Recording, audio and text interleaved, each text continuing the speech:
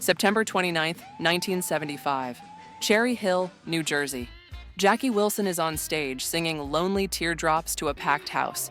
The crowd is mesmerized. The band is tight. Everything is perfect. And then, mid-verse, he falls. The microphone crashes to the floor. The music stops. 20 seconds later, paramedics are performing CPR on stage. Jackie Wilson never woke up. What you're about to hear are 10 stories that will change how you see your favorite R&B legends. Some survived, some didn't, but all of them gave everything to the music. Number 10. Screamin' Jay Hawkins, 1999, Paris, France. If you know Screamin' Jay Hawkins, you know he wasn't your typical R&B singer. This was the man who emerged from coffins on stage, wore bone necklaces, and turned I Put a Spell on You into one of the most haunting performances in music history. Jay was a showman, part voodoo priest, part rock and roll pioneer, part theatrical genius. But by 1999, Jay was 69 years old and his health was declining. He'd been diagnosed with multiple aneurysms. Doctors warned him to slow down, to stop performing. He didn't listen.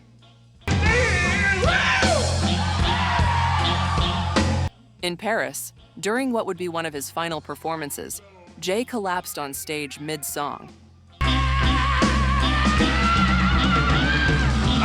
The audience initially thought it was part of the act. After all, this was the man who faked his own death for decades as part of his show. But this time, it was real. And he was rushed to the hospital and briefly recovered, but the damage was done. Just months later, in February 2000, Screamin' Jay Hawkins passed away from another aneurysm. His final performances were a testament to his commitment to his craft. Even when his body was failing, Jay Hawkins refused to let the show end.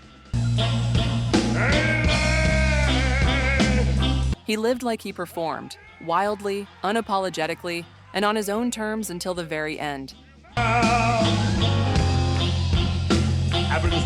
Number 9, Johnny Ace, 1954, Houston, Texas. Backstage tragedy.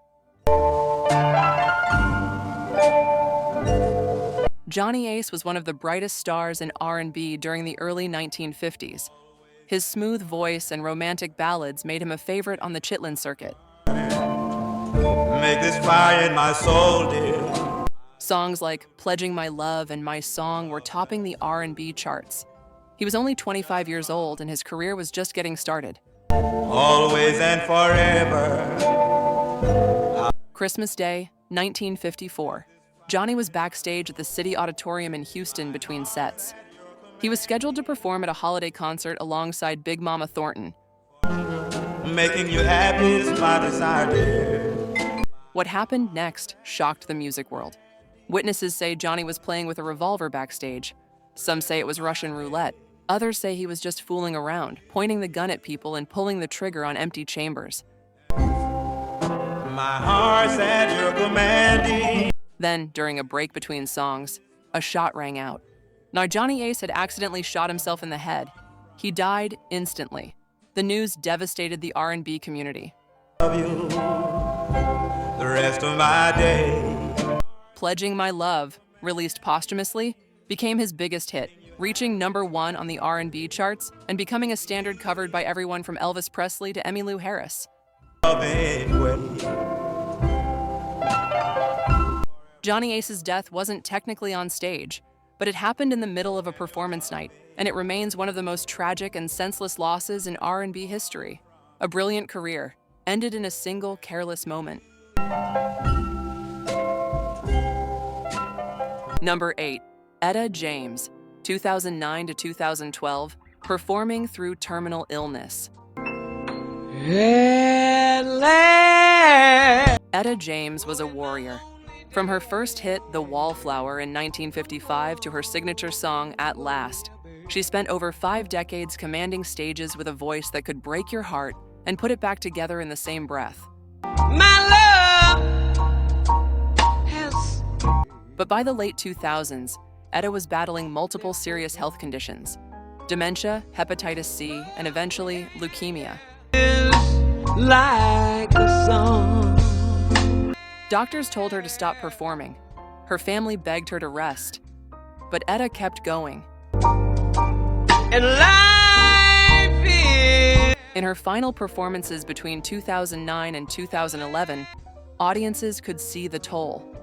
above, they're blue. She performed seated, sometimes forgetting lyrics, her once powerful voice reduced to a rasp. The sky. There were moments when she'd pause mid-song, disoriented, struggling to remember where she was. But she never stopped trying. The night I... During a 2011 performance, when Etta had to be helped off stage after nearly collapsing from exhaustion, it was one of her last public appearances. Etta James passed away on January 20th, 2012, at the age of 73. But here's what's remarkable. Even in her weakest moments, even when she could barely stand, Etta James insisted on performing. I could call my own. Because for her, music wasn't just a career, it was life itself. She gave us everything she had, right up until the end. Have never known. Oh, yeah. If you're finding value in this documentary, hit that like and subscribe button. It helps us keep making content that celebrates and respects these artists. All right, let's keep going. Number 7, Al Green, 1999, multiple incidents of collapsing on stage. I'm so in love with you. Come on, help me sing this. The Reverend Al Green is a living legend, one of the greatest soul singers of all time. Songs like Let's Stay Together, Tired of Being Alone, and Love and Happiness are timeless. Make me feel so brand new. But by the late 1990s, Al was balancing 2 demanding lives, touring as a soul superstar and serving as a pastor at his Full Gospel Tabernacle Church in Memphis. Everybody, loving you forever. The schedule was brutal. Weekend services, weeknight rehearsals, then flying out for concerts and promotional appearances. His body couldn't keep up. Let me be the one you come now. In 1999, during a performance, Al Green collapsed on stage from sheer exhaustion. He was rushed to the hospital and diagnosed with severe dehydration and fatigue. Everybody say love. Doctors warned him, slow down or your body will shut down permanently. Al took a brief break, then went right back to performing. Why do people break up? Come on. It happened again later that year. Another collapse, another hospital visit, another warning. Here's the thing about Al Green. His faith is everything to him. He believes God gave him his voice to spread joy and salvation. So stopping felt like abandoning his calling. Thankfully, Al eventually found balance. He scaled back his touring, focused more on his ministry, and took better care of himself. Today, at 78 years old, Al Green is still with us, still performing occasionally, still preaching, still spreading that smooth soul magic. But those collapses in 1999 were a wake-up call, reminding us that even legends are human. Number 6, Luther Vandross, 2003, stroke before scheduled performance. Luther Vandross had the voice of an angel, smooth, precise, emotionally devastating. Back when I was a child. From Never Too Much to Dance with My Father, Luther defined sophisticated R&B for over 2 decades. I was loved. But behind the velvet voice was a man struggling with serious health issues: diabetes, hypertension, and a lifelong battle with weight fluctuation. I fell asleep. April 16th, 2003, Luther was scheduled to perform at the Beacon Theater in New York City. My father would lift me high. Fans were lined up around the block. The band was ready. The lights were set. But Luther never made it to the stage. That morning, he suffered a massive stroke at his Manhattan apartment. He was found unconscious and rushed to the hospital in critical condition. To dance with my father. Luther remained in a coma for nearly 2 months. When he finally woke up, he couldn't speak, couldn't walk, couldn't sing. Another dance. He spent the next 2 years in intensive rehabilitation, trying desperately to recover the voice that had defined his entire life. Under my sheet, never dreamed. Tragically, Luther Vandross passed away on July 1st, 2005, at the age of 54, never having performed again. That's what my mama said later that night. That scheduled Beacon Theater concert was supposed to be his comeback. Instead, it became the show that never happened. Run from her to heaven. Luther's story is a heartbreaking reminder that our bodies don't care about talent, fame, or how much the world needs your voice. One final glance. When health fails, everything else stops. Rest in power, Luther. Your voice still heals us. A song that would never end. Number 4. Sam Cooke, 1964, final performance days before his death. I was born. Sam Cooke was more than an R&B legend. He was a visionary, a civil rights advocate, a brilliant businessman, and one of the most important voices in American music history. Up there, beyond the sky. Songs like A Change Is Gonna Come, You Send Me, and Cupid weren't just hits. They were cultural milestones. It's been too hard living. December 11th, 1964. Sam performed at the Copa nightclub in Los Angeles. It's been a long time. By all accounts, it was a powerful show. Sam was in great spirits, commanding the stage with that smooth, effortless charisma. Nobody in that audience knew they were witnessing his final performance. Oh, to my brother. Just hours later, in the early morning of December 11th, Sam Cooke was shot and killed at the Hacienda Motel under circumstances that remain controversial to this day. A long time coming, but I know. The official story: Sam was shot by the motel manager, Bertha Franklin, in what was ruled justifiable homicide after an alleged altercation. I go to the movie. But many, including Sam's family, believe there's more to the story. Suspicious details, missing evidence, and unanswered questions have fueled conspiracy theories for 60 years. But I know change gon' come. What we know for certain is this: Sam Cooke, at just 33 years old, was taken from us far too soon. I could last for long. His final performance wasn't a collapse or a medical emergency. It was a vibrant, soulful show from a man at the height of his powers. And then, in one violent moment, it all ended. Knocking me back down. Sam Cooke's death remains one of the most tragic and mysterious losses in music history. Number 3. Marvin Gaye, 1983. Final tour marked by paranoia and collapse.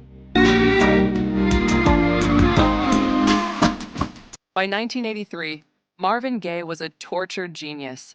He'd given us What's Going On, Let's Get It On, Sexual Healing, albums that changed music forever. But offstage, Marvin was unraveling. He was battling cocaine addiction, paranoia, and severe depression. owed the IRS millions. He believed people were trying to kill him. He wore a bulletproof vest in public. During his final tour in 1983, Marvin's behavior became increasingly erratic. Some nights he'd deliver breathtaking performances.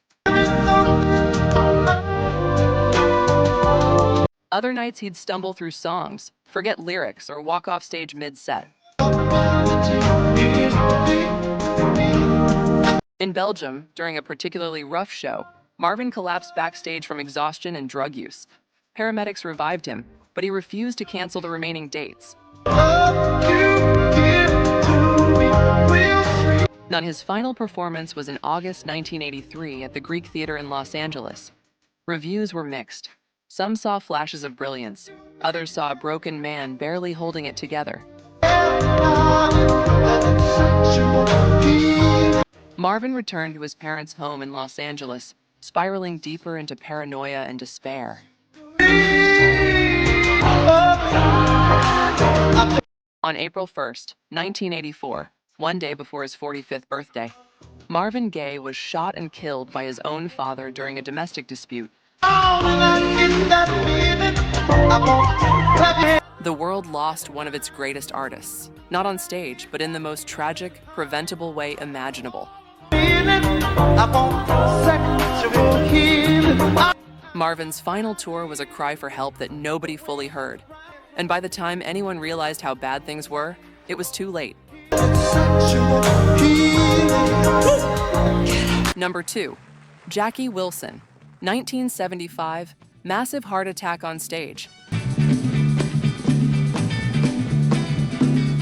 If there's one story that defines the phrase collapsed on stage, it's Jackie Wilson. Just keep it up when somebody saw. Jackie was a powerhouse, a singer, dancer, and performer who influenced everyone from Elvis Presley to James Brown to Michael Jackson. That I've ever been lifted before. Songs like Lonely Teardrops, Your Love Keeps Lifting Me, Higher and Higher, and Baby Workout showcased a voice that could soar and a stage presence that was electric.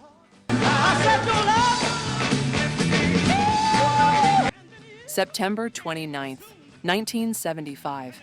Jackie was performing at the Latin Casino in Cherry Hill, New Jersey. He was singing his hit Lonely Teardrops, pouring his heart into every note. And then, mid-lyric, Jackie collapsed. He hit the floor hard. The band stopped. The audience screamed. Paramedics rushed to the stage. Jackie had suffered a massive heart attack. By the time he reached the hospital, he'd also suffered severe brain damage from oxygen deprivation. Jackie Wilson never woke up.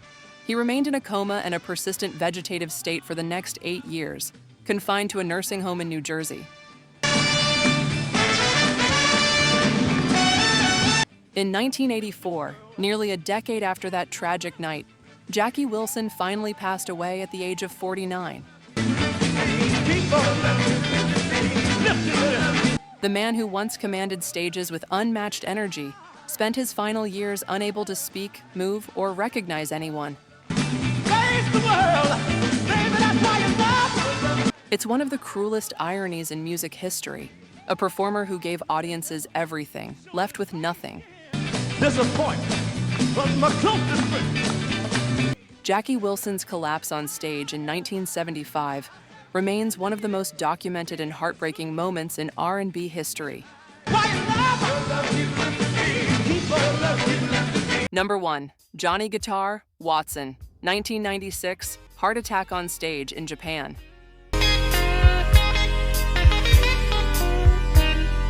Johnny Guitar, Watson was a blues and funk pioneer, a master guitarist, a soulful singer, and a showman who influenced generations of artists. From his early work with Frank Zappa to funk classics like A Real Mother for Ya and Superman Lover, Johnny carved out a legendary 50-year career. But the price ain't right. Ain't that gold? By 1996, Johnny was 61 years old and still touring relentlessly. He loved performing.